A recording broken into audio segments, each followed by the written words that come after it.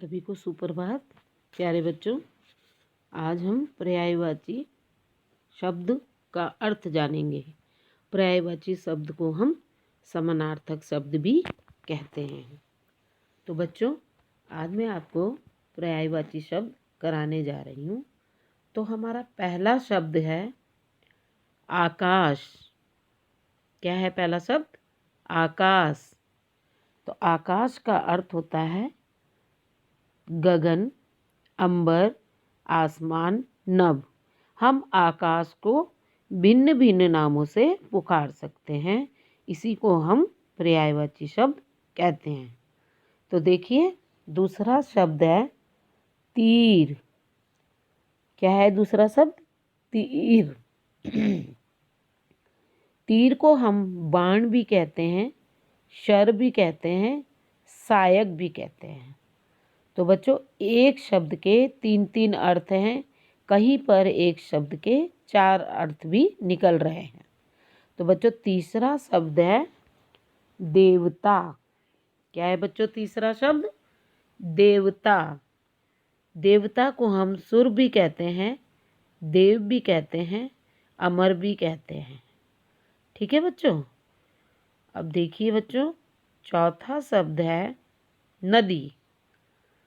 नदी को हम सरिता के नाम से भी जानते हैं और तरंगिणी के नाम से भी जानते हैं, नद के नाम से भी जानते हैं और तटनी भी कहते हैं।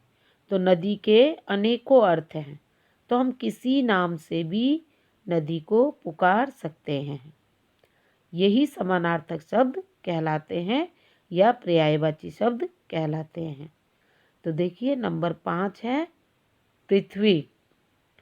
पृथ्वी को हम जमीन भी कहते हैं, धरती भी कहते हैं, भू भी कहते हैं और भूमि भी कहते हैं और वसुंधरा भी कहते हैं। तो बच्चों, धरती के अनेकों नाम हैं।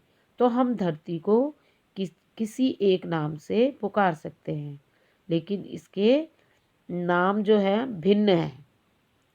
अब देखिए, नंबर 6 है पर्वत। पर्वत का समानार्थक है या पर्यायवाची बनता है गिरि, पहाड़, अचल, शैल। अब देखिए, नंबर 7 बिजली।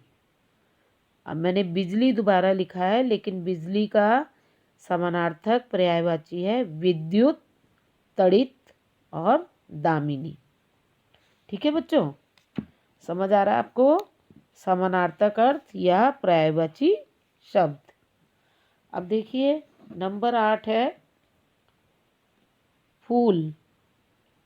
इसके भी कई पर्यायवाची हैं, जैसे पुष्प, सुमन, कुसुम। ये सब फूल के पर्यायवाची है। नंबर 9 माता। अब आप लोग बच्चों क्या कहते हो माता को? मम्मी कहते हैं ना, कई बच्चे मम्मी कहते हैं और कई बच्चे आज भी माता ही कहते हैं। जैसे मैं अपनी माताजी को, माँ को माताजी कहती हूँ।